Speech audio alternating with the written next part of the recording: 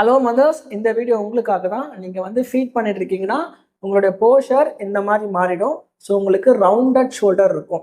So இதை நம்ம சரி பண்ணுறதுக்கு ஒரு சூப்பரான ஒரு டெக்னிக் நம்ம வந்து பார்க்க போகிறோம். ஸோ ஃபர்ஸ்ட்டு அதுக்கு நம்மளுடைய ஸ்டர்னம் வந்து ஆன்டீரியராக மூவ் ஆகணும். ஸோ அதுக்கு வந்து ஒரு ப்ரீத்திங் டெக்னிக் இருக்குது. ஸோ அதை ஃபஸ்ட்டு லேர்ன் பண்ணிக்கோங்க.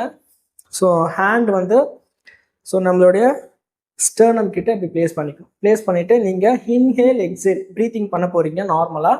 ஸோ அப்படி பண்ணும்போது நம்மளுடைய ஃபிங்கர் வந்து ஃபார்வர்டாக மூவ் ஆகிட்டு பேக்வர்டாக போகணும். ஸோ இப்போ பண்ணுறேன் பாருங்க.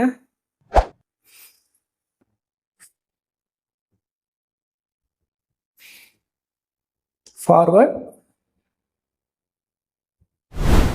பேக்வர்ட். ஓகே, ஸோ இது வந்து டெக்னிக் இப்போ லேர்ன் பண்ணிட்டீங்க. இப்போ நம்ம இது ஒரு பொசிஷனில் இதே மூமெண்ட்டை பண்ண போகிறோம். ஸோ அதான் ரொம்ப இம்பார்ட்டண்ட். ஸோ அதுக்கு இந்த மாதிரி ப்ரோன் பொசிஷன் போயிடுங்க. நீங்கள் சிசேரியன் பண்ணியிருந்தா ஒரு 6 to 8 weeks வெயிட் பண்ணுங்கள். அவங்களால கூப்பிட படுக்க முடிஞ்சிச்சுன்னா நீங்கள் இதை ட்ரை பண்ணலாம். ஸோ ஹேண்ட் இப்படி ப்ளேஸ் பண்ணிக்கோங்க. ப்ளேஸ் பண்ணிவிட்டு இந்த மாதிரி செஸ்ட்டு அப். ஓகே, ஸோ நெக்கெல்லாம் இப்படி மேலே தூக்க வேணால் ஸ்ட்ரைட்டாக பாருங்கள். அதே மாதிரி எக்ஸஸாக இப்படி கோபுரா மாதிரி போக வேண்டாம். ஸோ லேசாக அப்படி மேலே தூக்கிட்டு இந்த பொசிஷன். இப்போ இந்த பொசிஷனில் நான் சொன்ன அதே ப்ரீத்திங்கை இப்போ நீங்கள் ஃபாலோ பண்ண போறீங்க.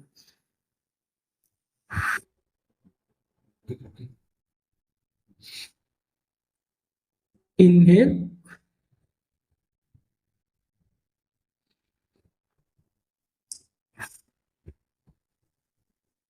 That's it. இந்த எக்ஸசைஸ் 8 to 12 ரெப்பிடேஷன் 2 sets. இது இன்ஹேல் பண்ணும்போது நல்லா செஸ்ட் ஓப்பன் ஆகும். எக்ஸேல் பண்ணும்போது நல்லா செஸ்ட் வந்து உள்ளே போகணும். இது மட்டும் பண்ணால் பத்துமான்னு கேட்டிங்கன்னா கிடையாது. இதுக்கப்புறம் நம்ம கொஞ்சம் ஸ்ட்ரென்தனிங் எக்ஸசைஸும் பண்ண வேண்டியது இருக்குது. அதை நம்ம நெக்ஸ்ட் வீடியோவில் பார்க்கலாம். தேங்க்யூ.